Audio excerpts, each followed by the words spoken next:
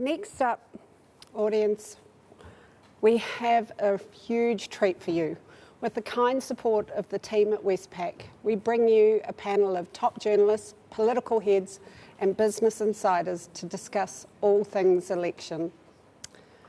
With only 2 days to go until voting closes, there has never been a more timely panel, particularly as we find some suggestions from researchers who have been code-cracking social media websites that parties already in Parliament are sharing half-truths. I guess while not technically fake news, this election campaign is definitely gearing up a notch in the final race to Saturday. But before we welcome our all-star cast, over to Nigel Jackson, Head of Investments and Insurance at Westpac, to say a few words.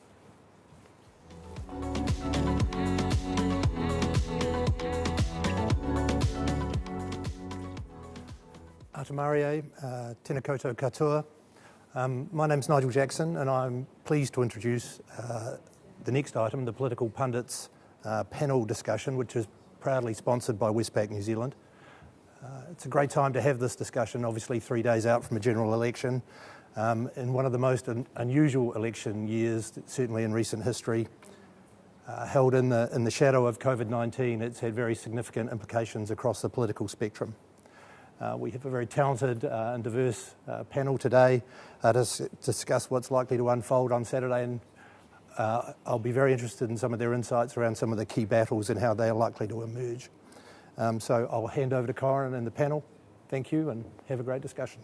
Thank you very much. It is time to have some fun, really, isn't it? Welcome to you all. Heather Plessis-Allan from Newstalk ZB. Nice to see you again. It's been a while. Nice to see you, Corin. Kirk Hope from Chief Executive of Business New Zealand. And Josie Pagani, who I haven't seen in a while either, from Q&A days. I've just got to remember what your exact title is now. You're the Director of the Council for International Development.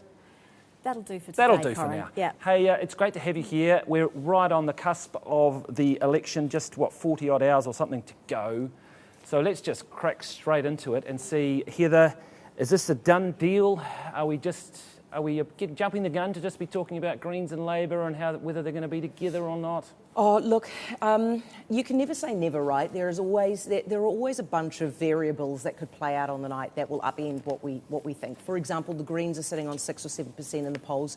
That is not at all safe territory. They could realistically be out on that on the night, depending on how many of the voters actually do bother to turn up. So if they drop out, then you've got Labour up against maybe Labour plus maybe the Māori Party if they make it in, up against ACT plus National. It starts to look more balanced. But, it really depends on how much National can lift its game. So I think it is possible, but I think the chances that National plus ACT make it are just so slim. I would say it is almost certainly going to be Labour. It's a question of how big Labour is and how much they do you agree? Yeah, and I also think the prospect for quite a large wasted vote in this election, probably more so than we've seen previously. Certainly if the Greens didn't make it and New Zealand First don't make it, and then you'll have a high degree of wasted vote there. But you've also got a range of other parties that are polling around the 1% mark, Advance, for example, you've got TOP, you've got the Maori Party if they don't make it. So I do think there's a prospect of a big wasted vote. That'll probably play into Labour's hands, I would have thought. Labour sitting pretty, Josie? Yeah, I think you can put a fork in it. I think this election is pretty much done, partly because most of us have already voted. So, roughly about 2 million people vote, 1.4 or 5 have already voted. So anything that's happened in this last week, which has been, let's face it, an appalling week for National, I'm not sure how much of a difference that's going to make. But even before that, you'd have to say this is Labour's election. And I would say with the Greens. All right, let's pick up on that wealth tax issue because that is probably, it's dominated the headlines this week. Heather, you wrote a column about this morning. You didn't think it was necessarily helping National. Do you think if they'd done it sooner, maybe? Yeah, so it was a gimme, and I don't know what the heck is going on with National and their strategists. I don't understand why they didn't see that early on and start picking up on it, because that to me felt like you could introduce and play out the theme that they're trying at the minute. And essentially what they're saying is, Labor says they're not going to do it. You cannot trust them. They're untrustworthy, right? Now, if you played that and teased that out over 4 weeks, it might have worked. But to do it in the last week doesn't work for me. And also the thing is, I think actually it starts, I think their path to victory is now so unlikely. This is national. It would have played if they had a path to victory early on, which they did. But their path to victory is now so unlikely that if you freak out about the wealth tax, which a bunch of people are, you look at the situation and you think, okay, I can either have a punt and try my luck with national, or I can give my vote to Labor and try to keep the Greens away from power. Now, which one of those two is more likely to actually be successful with your vote? Obviously giving it to Labor. So I think National actually just drives a whole bunch of voters to strategically vote for Labor. Is it extraordinary that every day Jacinda Ardern has been ruling this out with more and more extreme degrees to the point where she says she will not do it if Prime Minister. So is the issue that's behind the wealth tax, as James Shaw argues, actually going to go away? And where does that leave Labor now, Josie? But isn't it extraordinary, though, to see a Labor Prime Minister rule out a tax on wealth and capital, but hold the line on cotton buds? You know, I just think this is what's made this election so interesting. It's not been boring at all. And you've got Judith Collins, and I think the thing she should have doubled down on, and I'm really surprised they didn't, was this huge tax cut that they're promising to sort of low, middle income New Zealanders. I mean, $3,000 a year. That's a Why are they not talking about that, Josie, at every opportunity? I don't know. Well, is it Paul Goldsmith's errors that overshadowed it? Oh, no, I should double down on it. Listen, our hunger for tax cuts as punters is so strong that we would forgive most things just for a tax cut, right? So literally what they should have done is every time an interviewer threw them a question about cotton buds, it should have been, listen, tax cuts. You know, they should have worked that away. They should have shoehorned that into everything, and it's bizarre that they haven't. Well, Kirk, that's interesting, because I raised this with Emma Miller, and I didn't want to put her on the spot because it's not her responsibility, but she did raise discipline and discipline of the message. And, you know, that has to come... I mean, if you look at Judith Collins, she's been good at periods, and in other periods we're now talking about obesity. Yeah, look, I think Heather talked about it before, actually. They've just been at this, where is their strategy? I think it's been a bit all over the show. It's been an incredibly untidy year for them since Simon Bridges was rolled, actually. Only 6 months ago, National were polling in the low 40s, right? So that's how quickly I think, you know, their strategy and their discipline has folded, and that's a real going to be a real problem for them post-election, actually. I do want to go back to that wealth tax issue, because in some ways it may play out in terms of the coalition discussions, where Labor and the Greens sit. Let's just say it's Labor and the Greens. What they do, quite how they structure themselves after the election. Let's just say Labor say no wealth tax, Greens say, okay, we're not going into coalition, we're going to do a supply and confidence instead, because, you know, we believe in this wealth tax so strongly. And James Shaw is, and Marama Davidson have repeatedly talked about it, and they keep raising it. So I wonder if they will use it, you know, use that and some other strategies as part of their negotiating tactics. So you're suggesting that they might say, if you don't give us the wealth tax, we walk away? Yep. And then you've got a very strong Labor vote in a very weak minority government. Very tricky, very tricky. But are you suggesting that it could be some sort of arrangement where they are supplying confidence, but they still have ministers outside of government, or just? Yeah, I'm outside of cabinet. And actually, Labor wouldn't want that at all. They would want the Greens, even if they don't need them, as close as possible, because then it neutralises attacks from the left.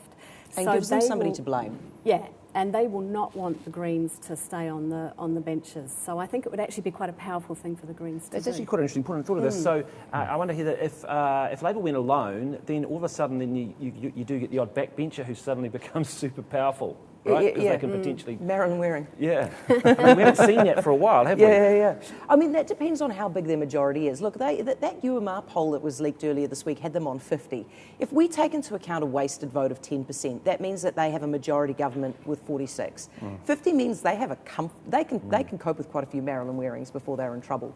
But I think their bigger problem is actually to exactly what Josie was hinting at there, is that they actually need the Greens to be able to blame things on, right? And this has been their strategy the entire way through. This is a government bereft. It was the party bereft of ideas. Labor literally does not have any ideas, right? That's why they have no policy this election campaign. So what are they going to do for the next 3 years? They're going to go in there and they're going to faff about doing this incremental nonsense that they've been doing, right? Which is a pity for a transformational government. And so what they've been doing the whole way through is they've been going, oh, we couldn't do it because the Greens wouldn't let us. Oh, we couldn't do it because New Zealand First wouldn't let us. Even Corin, when they didn't want to do things, they blamed it on New Zealand First. And this has actually been the problem and they for New need Zealand that strategy, First, isn't it? That New Zealand First has run on a campaign of we put the handbrakes on Labor, and everybody's looked at Labor and going, what handbrakes? You didn't need any handbrakes. There wasn't really any transformational policy there. So Labor are quite capable of putting the handbrakes on themselves. Yes. But to come back to your point about discipline around the national campaign, you'd have to give them the prize for the most ironic billboard, wouldn't you? I mean, strong teams, give me a break. It's been an absolute nightmare. The strong team has been incompetent, badly behaved, treacherous. It's just been a disaster. And I would say not for I wouldn't actually blame Judith Collins for it. Sometimes I felt like she's the only one trying in that team. Kirk, if this is a not very transformational Labor government and they're going to faff around, then business presumably has nothing to worry about? Well, I think the faffing around that they do might have some implications. I mean, they've already talked about changes that New Zealand First prevented in the first term, which was the fair pay agreements, for example. And they're going to do those, right? Yeah, industry-wide agreements. So an incomes-led policy. They have talked a little bit, actually Grant Robertson's talked quite a lot about growth to repay debt as opposed to tax to repay debt. It's really interesting. I just read an article by Greg Sheridan in The Australian, and he was saying that watch out for Labor, they're going to tilt to the left. My view is if you look at their tax policy, they're going to stick in the centre, right? Because that's where the votes are. Absolutely right. There's an Obama quote where it's not politics, it's maths. You've got all this debt, how are you going to pay it back? Yes, they're backing growth over changes to the tax system, but ultimately, if you're not going to change the tax system, and if you're not going to make it a fairer tax system, which I actually believe they should, I think they should have had the courage to say, right, we don't want the Greens wealth tax, but actually, we are committed to making a tax system that's fairer. Then you're going to raise some revenue to actually pay. Otherwise, you're actually asking existing taxpayers, wage earners, to pay even more to pay back this debt to keep services going. There is a myth about paying back the debt. Well, I was going to ask this. We've got an audience of Financial Service Council people here. Exactly. Are they really going to pay back the debt? Well, they will certainly, all governments will say they're going to pay it back, but will they ever get round to it? Well, I mean, I think if you look at what happened with National post GFC, so net debt to GDP got to 40%, they grew out of that. That's effectively how our net debt got back to 19%.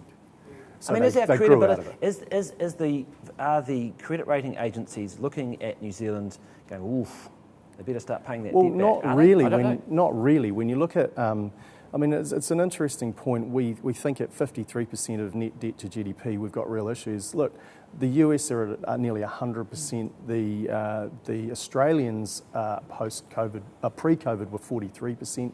The Japanese pre-COVID were 190%, mostly internally financed, so they've got a different type of economy. But we just got to, we do have to be worried about the implications of not being able to refinance the debt. But in some ways, quantitative easing removes some of those risks from the government, but it doesn't remove the risks for the private sector. I actually agree with that. Right. Yeah, and I think the bigger issue, if you look at it, is that 12% drop in GDP. Listening to all the leaders' debates over this campaign, there was no real plan B if we don't get a vaccine. It was just like, yep, we'll get a vaccine and let's all be kind.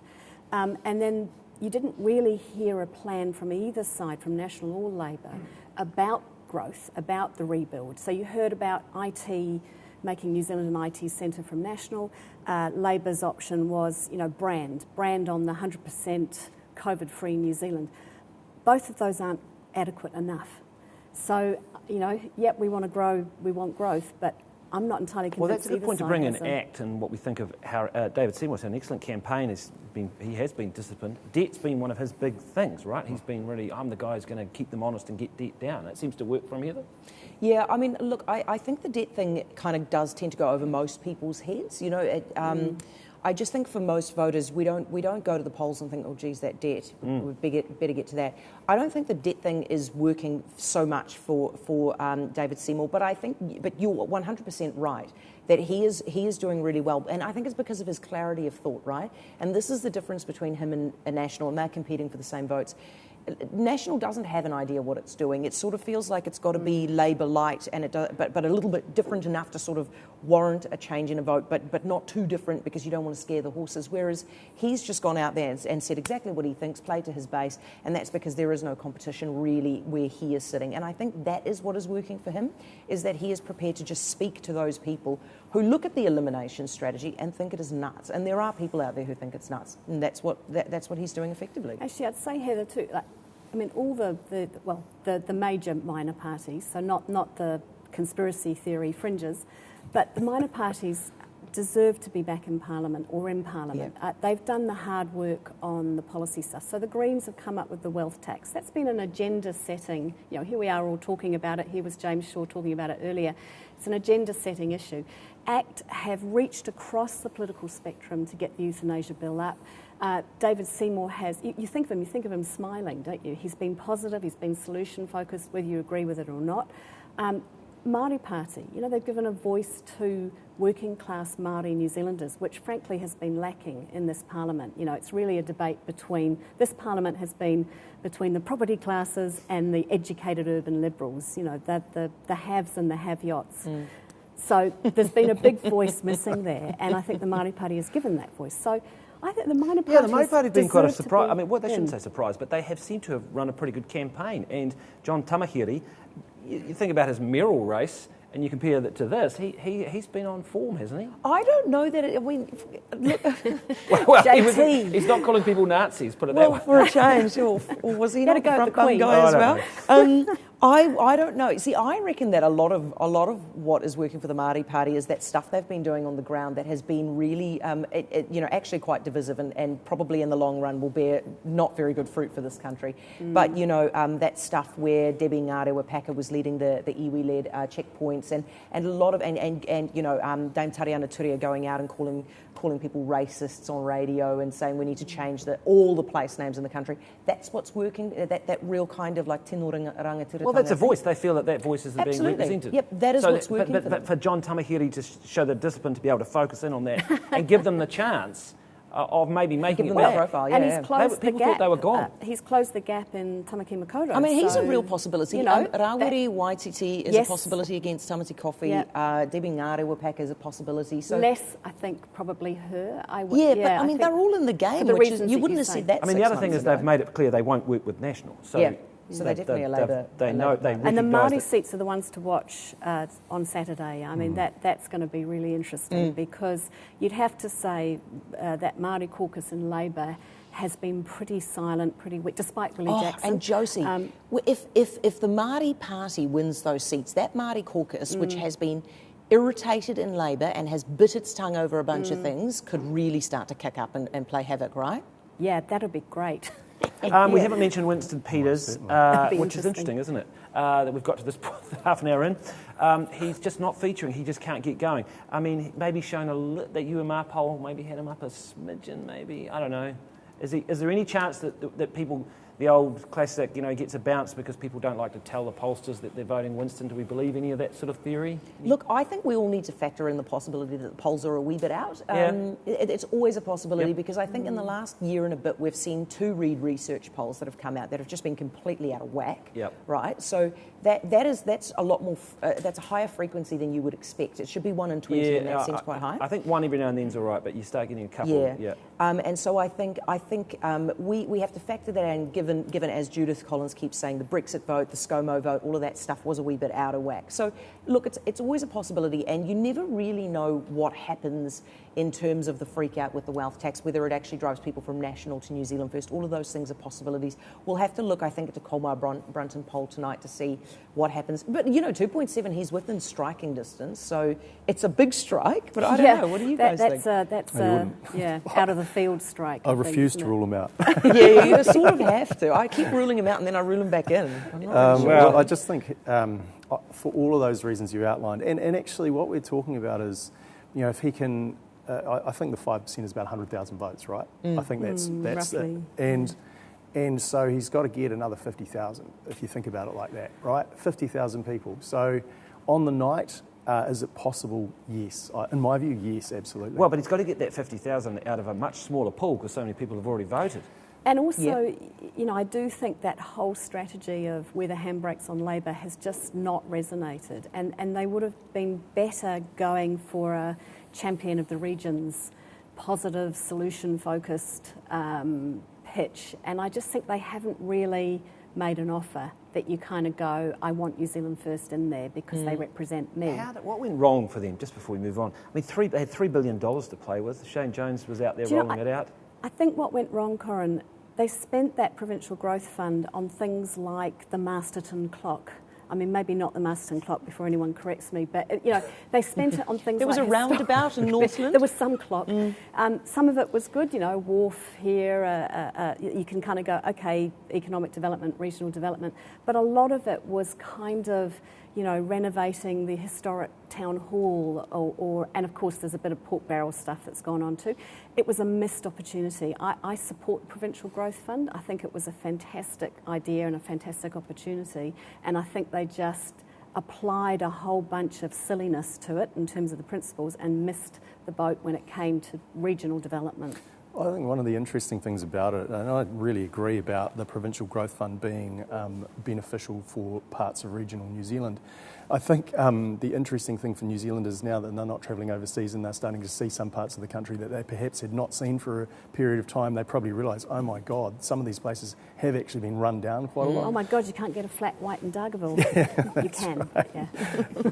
What is the haves and the have-yachts? The haves and the have lattes. Well, so I do think, and they probably missed a trick, to Josie's point, to because of the time frame that they had to spend that money, to be more strategic about it. They had to just get it out the door, and I think that's probably part of the criticism that they have to bear as a result of how. Well, that is a really good place to pivot into whatever government there is come the next week. The issues are going to be the same around COVID, around infrastructure. What are the top priorities to try and get through this COVID recession, Kirk? Is it infrastructure? Oh, just start with me.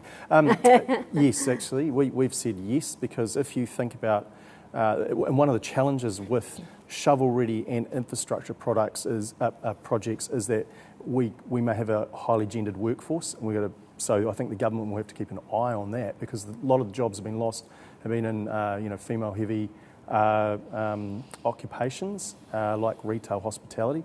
Now, what happens to those people, those women, if the jobs are literally shovel-ready jobs? I think that's going to be a real issue.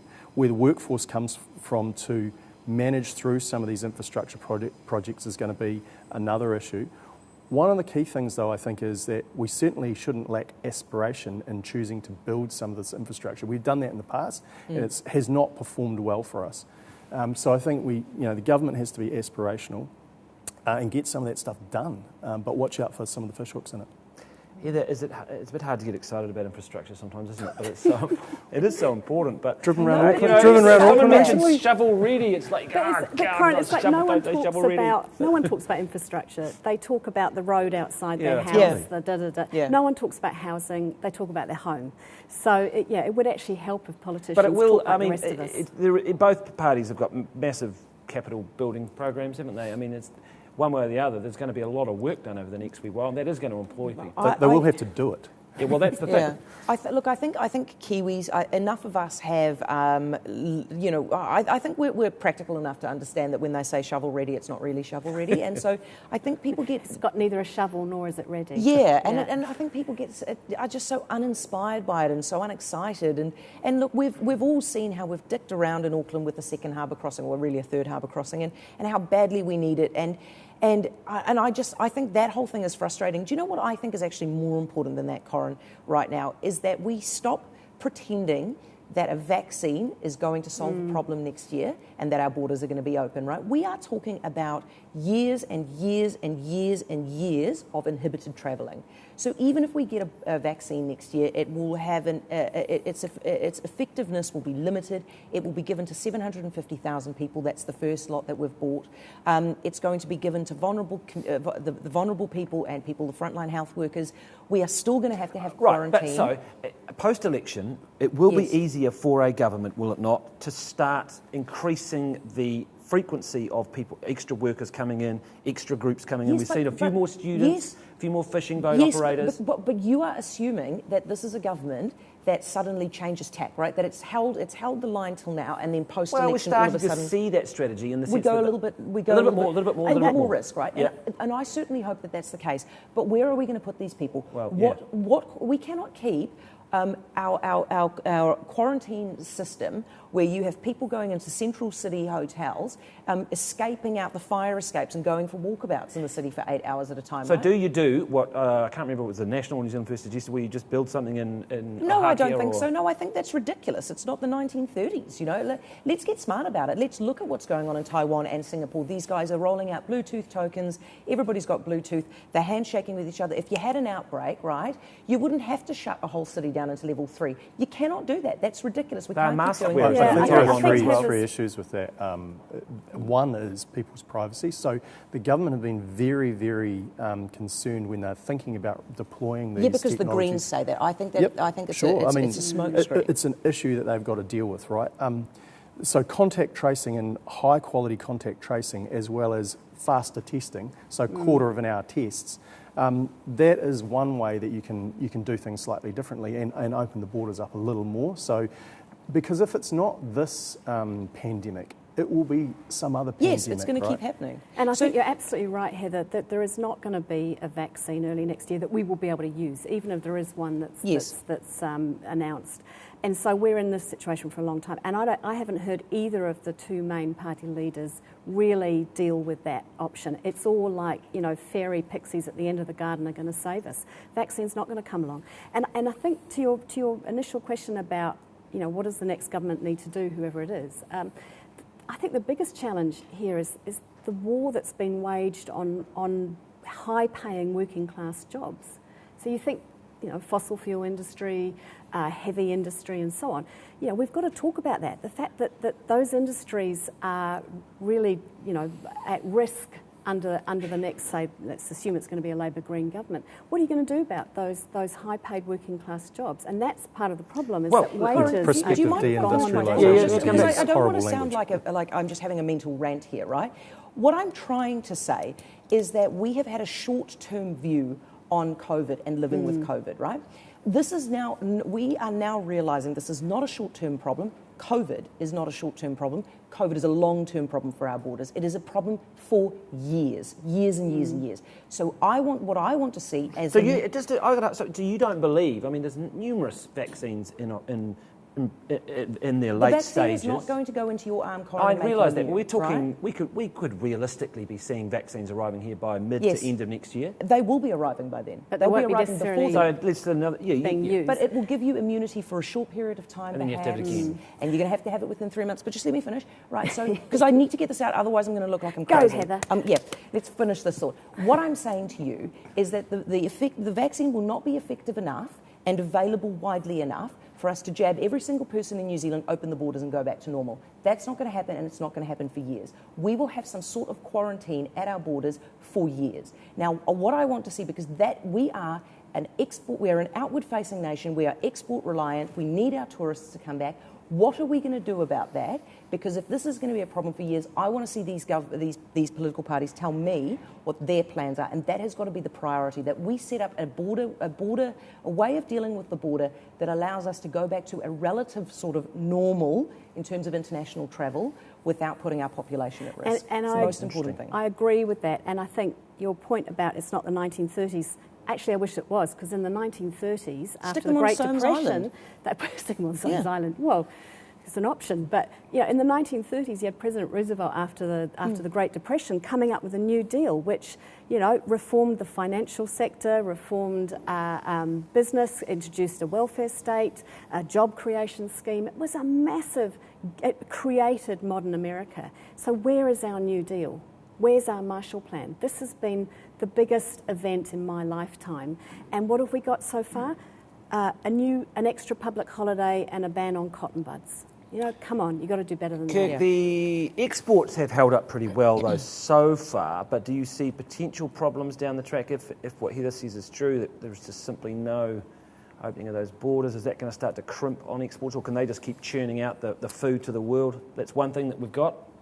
Look, I mean, the answer to that is yes, so long as there continues to be strong demand. And then the world is going to continue to demand more than we can produce, frankly, you would think, and we should be able to get it across those borders. Can't fill the gap, though, of tourism and export education.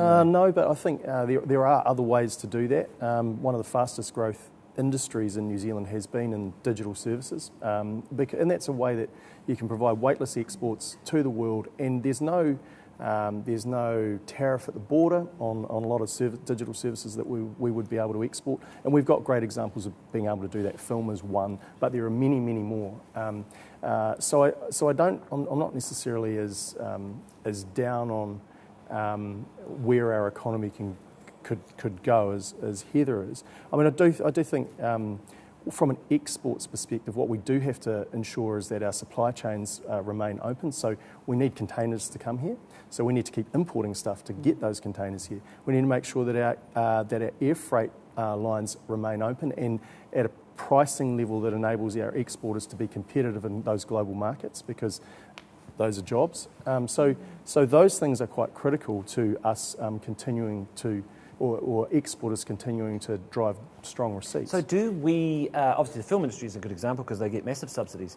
Do we then, does the government have to step in and provide more subsidies to more targeted industries? Or does it, maybe is not, it the opposite? actually. I don't necessarily think so. In the film industry, I'm talking about the technologies that are deployed within the film industry, not the process of the film itself, because that's what's subsidised. So I do think that there are technologies that are developed in New Zealand already that have been that are driving export receipts in that what we describe as information technology space and digital services. So what does that mean? It means that we certainly need to give more people the capacity to engage with that and learn about it from our skills perspective, so that we have an educated workforce that can engage globally and develop some of these products.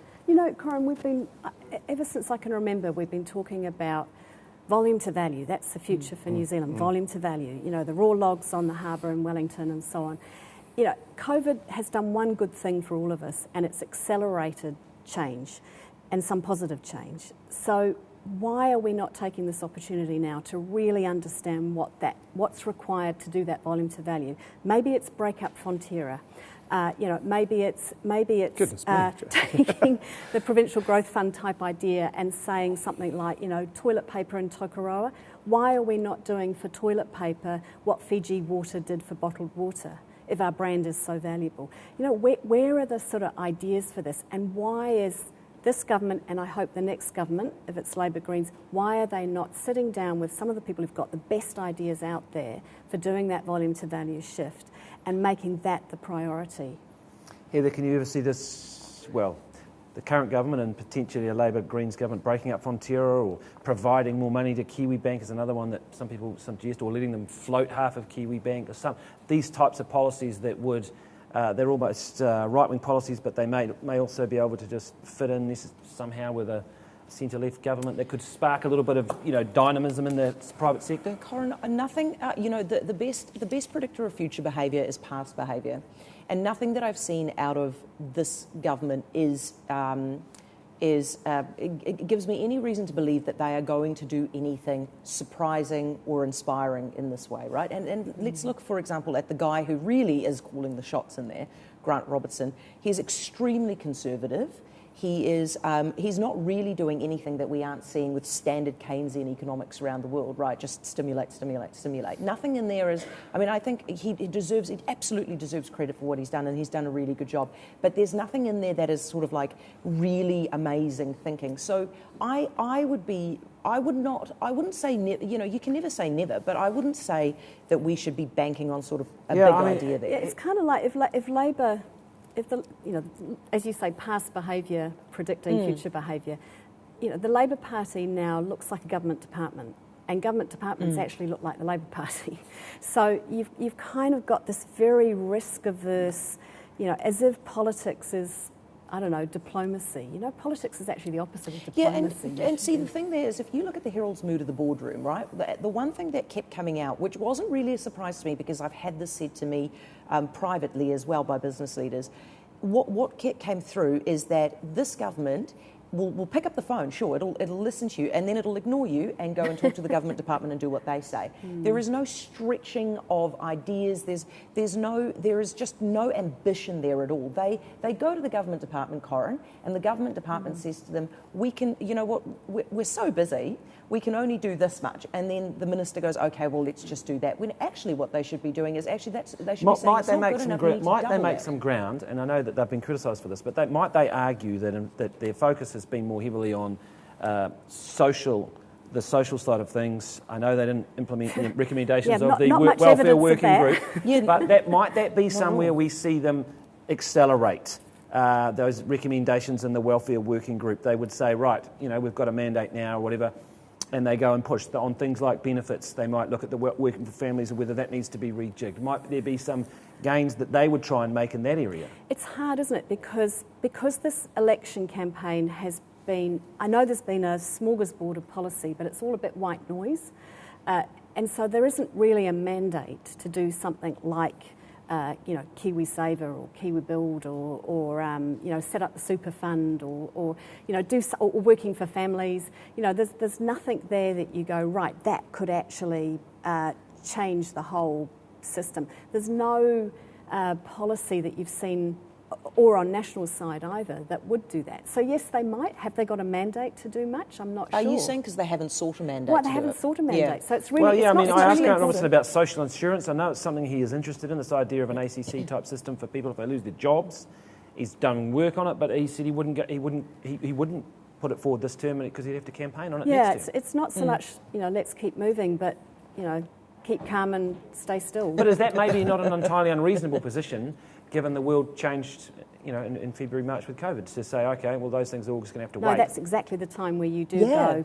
Okay. Except if it's an election year.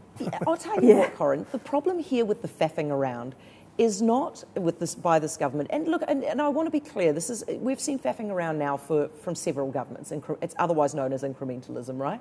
The thing about the faffing around is the problem is not so much that it will scare the horses or do crazy things to business. It's actually the opportunity cost, right? Mm-hmm. We have an opportunity right now to do things that are brave, that will allow us to grow through this, and all these ideas that we hear pitched around about the tech sector and this idea and that idea, to actually do it. But by not doing anything, you miss that opportunity, and that is the greatest loss that we face if they don't have the courage to do it. Well, yeah. Also, I think there's a missing point in here that it is true that governments don't do stuff, and that often it is the private sector that does do stuff, and it does it faster. And I think that's the kind of missing point. If the worst thing that the government did is step back and enable the private sector to start to grow out of COVID, that in and of itself would be a smart move. Kirk, wouldn't that be the best thing that they could do? One off. A question that you asked James Shaw, which I was really interested how he was going to answer that. You said to him, isn't a wealth tax, and it's named a wealth tax, doesn't it sound like it's killing aspiration? It's a tax on aspiration. And actually what his answer should have been, to your point, Kirk, is that yes, the private sector will come up with the big ideas of carbon capture and the new technology for this and so on. Government's role really is to go something like the wealth tax. Why I believe that actually something like this would be good is that you want to support the wealth makers of today, and get those who've already made the wealth pay their fair share, not more than their fair share, but just pay a bit more than your wage earners who are actually trying to get up the hill and come up with the big ideas and make the wealth of tomorrow. So actually, a wealth tax is actually not a tax on aspiration, it's about enabling aspiration. So how does that make you feel when Jacinda Ardern says she won't do it as Prime Minister? As someone... As someone, I come from, family of Labor supporters for generations. My family's probably quite a good example where my mum's voting Greens for the first time ever because she wants a wealth tax. My daughter's voting National because she wants to push back on what she sees as the sort of wokeness in Labor. It doesn't talk to her values.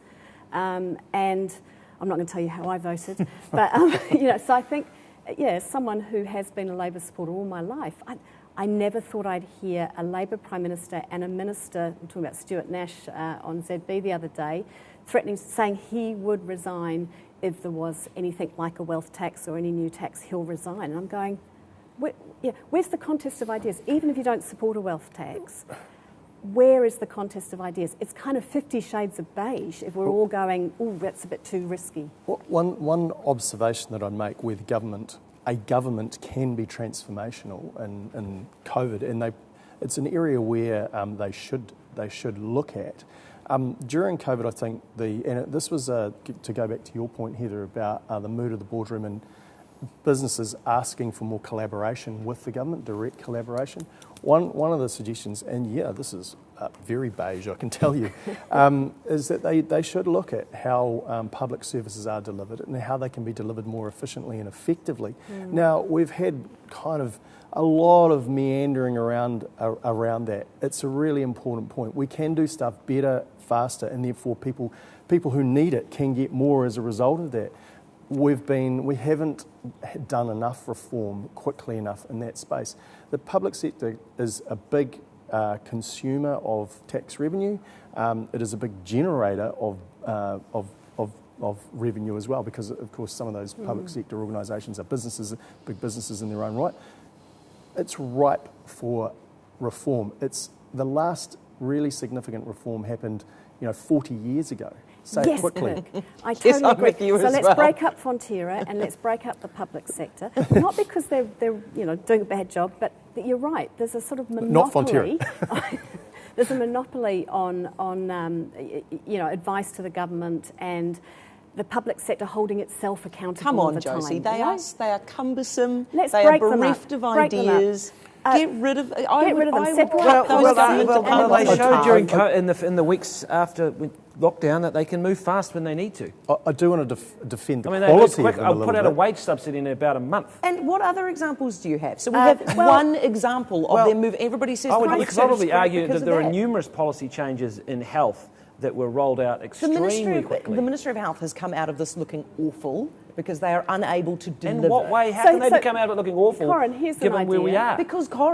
Because the minister says to them, test all the frontline staffers, and they go, oh, it's too hard. And then they don't even tell the minister that they're not doing Sure. it. But what I you don't deny the on implementation and on. issues there, but to be where we are now... They couldn't distribute flu vaccines. They couldn't distribute PPE, right? There was example after example after example. I mean, no, to be fair, the Ministry of Health is a policy department. It is actually not an implementation department, and I understand that. Yes. But I don't think, I think just because MSD managed to rattle its dags and get money out the door fast, it does not indicate that the public service is doing a good job. So here's in my any idea. way. You separate policy and implementation, and you up the importance of the select committee process, which is cross-party. So, and I think that way, if you had select committees with policy units behind them, you'd actually start doing the policy thinking in opposition as well, which, let's face it, neither National or Labor have done that when they were both in opposition, and they should have been doing that. So that's what's lacking, and I think you've ended up with this cumbersome, as you say, Kirk, this cumbersome public sector, which, is really, more focused on how do I demonstrate to the government that I've got wellbeing targets. I do want to... Not that I want to... Yeah, I mean, we have some high-quality public servants in New Zealand. There is generally actually some good quality thinking that goes on. The problem is it grinds people down. The people with the good ideas get ground down because it takes years to try and get them through anywhere. Well, one observation that I'd make, and I'll use this example. So when Rocket Lab approached the government and said we need a regulatory framework for management of space because we want to develop this product here, it took 2 years to develop a regulatory regime, and you go, that's actually quite short in government terms. If the world is moving at a much faster pace, then our policy frameworks have to move at a much faster pace, I would have thought, because there are valuable businesses that will, to your point, will become the opportunity cost of that pace. This is what worries me about the RMA. I mean, we seem to have consensus now, right? Across the two main political parties, just about everyone agrees that the RMA is done, right? Let's get two new acts and we'll get on with it. And this will solve the underlying problems with supply and housing. But how long will it take them to draw that up and get that through? That'll take 3 years minimum. The Randerson report took 3 years, hasn't it? I mean, so we've basically... No, 6 months. Was it 6 months? Yeah. I mean, that is incredibly complex. So we've had a government in there for 3 years and finally got its ideas together, got a report on the thing, and then so we're 3 years in and we've decided we're going to do something about it. That should tell you how long it's going to take. Yeah, we're not talking about implementing any changes at the end of the term, right? Yeah. So I mean, it's hideously complicated. We get that, but it has to move faster than that. But you're right, and it can't be the panacea. It's a little bit like waiting for the vaccine. Reforming the RMA, yes, we all agree RMA needs to be reformed. That can't be something you do in the first 100 days. It's just not going to happen, right? No. So and again, I come back to that lack of vision on all sides for something that tells us there's a new deal here and this is what's going to transform New Zealand. Just on that point, I do want to pick this up because actually it might be about governments being boring and repetitive but executing stuff rather than being fantastic and talking transformation and then doing nothing. And my preference would be boring as long as stuff gets done. I'm not looking for the government to be transformational. I want them to be effective in doing the things that we were just discussing. Because that enables businesses to spring up, grow, generate revenue that can be deployed into it's a little bit like other areas. Climate change, which really has dominated this election about what different policies are, and so you can either do we're going to spend 4 billion or is it 10 billion, I don't know, on Lake Onslow and a hydropower project that business says isn't actually going to be worth it, and even the Climate Change Commission says is probably not going to be worth it, or you can go, let's invest in R&D in terms of carbon capture or whatever the latest technology is about how we scale up renewables rather than doing something that everybody tells you, even your own climate commission. Well, I think they're going to spend 40 million on investigating it, aren't they? Yeah. That's to see whether it's going to be to get to the point where they realise it's going to drive up electricity prices. You could take the 40 million, you could invest it in electric toilet vehicle paper charges. In Tokoroa. No, electric vehicle charges up and down the country, which incentivise people, give people, it reduces range anxiety, causes you to buy an EV, and they would have a better, a greater impact on the climate. It's not that climate change isn't really important. It's that it's the slogan. If you've got government deciding what the best policies are because Megan Woods has decided that this is a great idea, and you're not listening to some of the industry people who, as the financial services sector is committed to guardianship, wellbeing and sustainability, so too are actually the oil and gas industry committed to sort of working out how the hell they transition in this new environment. So talk to them. We mentioned earlier on about I'm interested in this, there is a number, I think Josie mentioned a number of key industries, and Tiwai is the obvious one, but there's also steel, isn't there?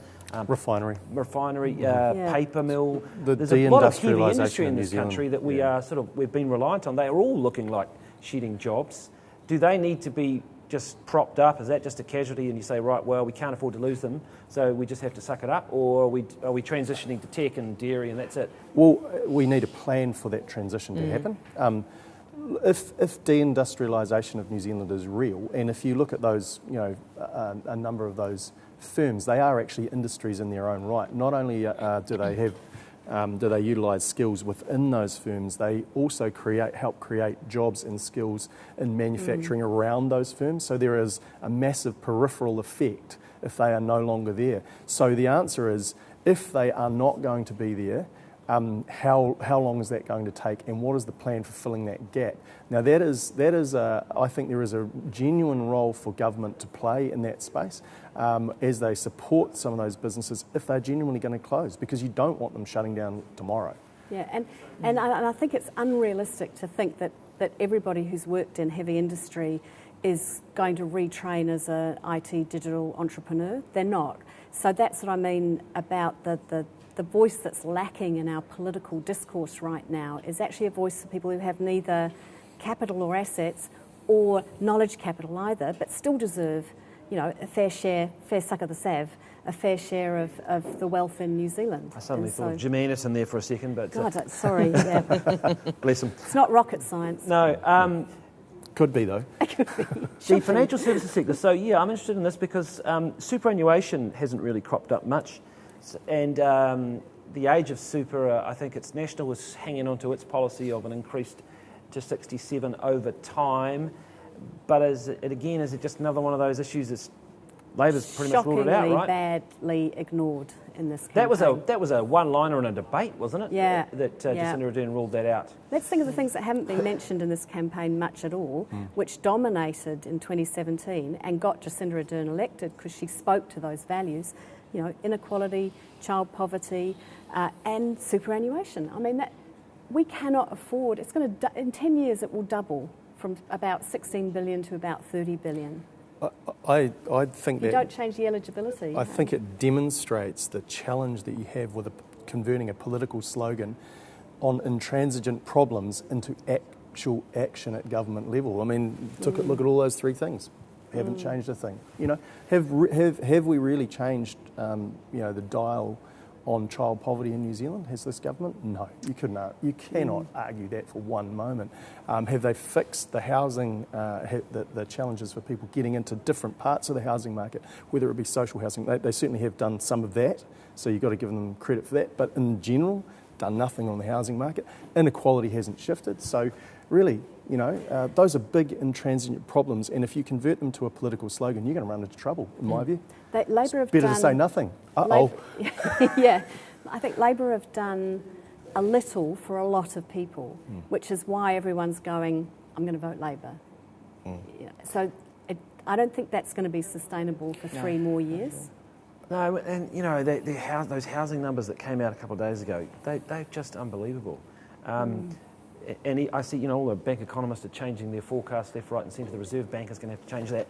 What are the implications of that? I mean, if you're a 20-something in this country at the moment and you're trying to get into housing, what hope do you have? Interesting statistic just out today from CoreLogic was that in the third quarter, I think a very high percentage of the purchases were first home buyers. So they are, and that's the low interest rates, right? Getting them in. Well, maybe that's a good thing. Yeah, but then you get the LVRs and then all of a sudden they're out again. You know what? I think that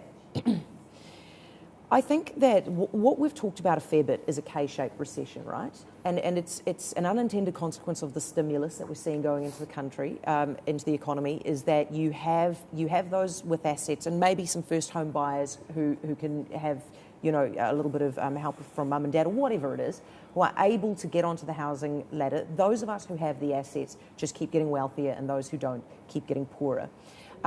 There is nothing at the minute, and I think at some stage in this electoral cycle, Labor is going to have to address this, because there is nothing at the minute that suggests that they have any ideas about how to prevent this getting worse. This was essentially at the heart of their campaign last year. This was what they were about, was to make the world more equal, make this country more equal for people.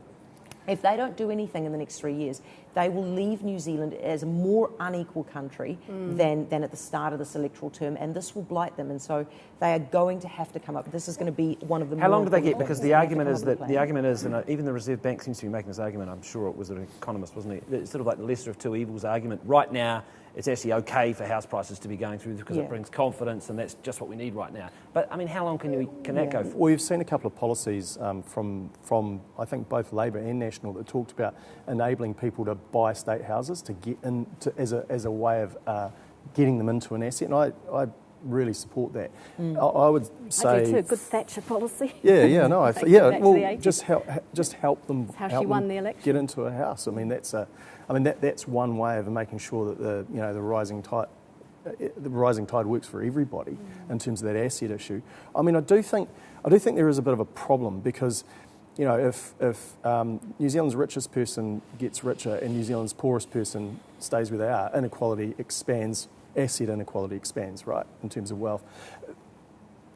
In the balance, that doesn't really matter that much, so long as, in general, across most people, their standard of living is being raised. And one of the big problems that successive governments have had is, the cost of living in New Zealand is increasing, and they're having real challenges in thinking about how expensive it is to live in New Zealand. Housing's been a big part of that, but you're seeing it in food, you're seeing it in other places. Now, that is probably a greater problem for me than this inequality piece. I think there will be, you're right, if that is not addressed, if that sense of a promise to deal with inequality is not addressed by the next government, there will be a political reckoning at some point. Yeah. And and I think, our advice to any sector like the financial sector or other is, be aware of that, because if those issues are not being dealt with, there will be a sort of the gap between the rich and the poor will get bigger. And let's remember that the capital gains tax, and I know you're not a supporter of the capital gains tax, but I mean it was more popular than Labor in the 2014 election and so on. There was a relatively recent TVNZ poll where 59% of us think that a fairer tax system that is more equal, where the burden is more equal, is something that we support. So, that's For at the what moment that's for the purpose of redistribution. Look, I couldn't agree more. But if you have if you have these big problems that have not been fixed simply by throwing more money at them, redistributing more money to throw at them is still not going to fix them. And I think that's the fundamental issue I have. We've got to do both. We've got to fix the problems. Yeah, that's right. If we look globally, you say the borders will be shut. Do we need to worry about foreign affairs for the next couple of years? You mean in terms of Well, I mean, we are, of course. We're looking at, and where I'm going is I just thought we could look over to the US and the election there and the impact that the result there, whatever it is, may have here. Yeah, Corin, I think it's so important. It is more important, arguably, than ever. Well, not than ever, obviously. That's a ridiculous statement, but more important than it has been for a very long time, because of the tensions that we're seeing with the US and China. That is very real. A Biden election, a Biden victory is not going to change things so massively. It's a big ship to turn around, and that only changes things marginally from one perspective. China is obviously flexing its muscles in a big way. It's really important for us. For us, also really important that in terms of foreign relationships, that we start to get out there and we start to have trade representatives out there doing some of our work on the ground, because our guys can't get on there on the ground. It's really important to be face to face. Yeah, because the UK is struggling with Brexit, and we don't hear a lot about that deal, New Zealand, or the EU deal with New Zealand. That deal is continuing to be negotiated, as is the EU. And you're absolutely right, Heather. I mean, it's more important for New Zealand, a country like New Zealand that's so dependent on trade and exports. That's really our ticket out of here. So we need that to be the urgent thing that the next government is focused on. And not only that, I would say also our Pacific partners as well, and our Pacific relatives and family, that we've got to be thinking about that Pacific bubble really carefully, because a country like the Cooks, 70% of GDP is tourism. I mean, that's devastating. We're not even talking about that, and that is horrific what's likely to happen there. We're going back 30 years development in the Pacific. That's going to affect malnutrition. It's going to affect our, if you go on holiday to the Pacific, it's not going to be a very pleasant experience. So I think that has to be something that is top priority. Last word from you, Kirk. I agree with both Heather and Josie around foreign affairs and trade, because the big risk that we face is actually the world starts to shut its borders to products as well as people. And we'd already seen a bit of that, I think, leading into COVID. Certainly, talking to New Zealand's trade negotiators, things were tough. So I do think we need to have those people. They're highly skilled. And they really do negotiate with nothing, actually. So, and we need them to be there, keeping those borders open. Well, I on heard Emma Mallow saying buy local, but let's hope to God every other country doesn't say that Yeah, too. exactly. Now, on that note, thank you very much, all three of you. Heather Plessis-Allan, thank you very much. Kirk Hope, thank you very much. Josie Pagani, much appreciated. Fascinating, enjoyable discussion. That is it from us. Cheers. Perfect, thank you. Wow, what a privilege to gather these individuals all under one roof. Thank you, Heather. Thank you, Kirk, and thank you, Josie. It's fantastic to hear such a range of opinions covering key topics affecting the sector, as well as the wider issues affecting New Zealand. You know, be that wealth tax, tax cuts, cotton buds, treacherous and badly behaved politicians. So it was very stimulating. Thank you so much.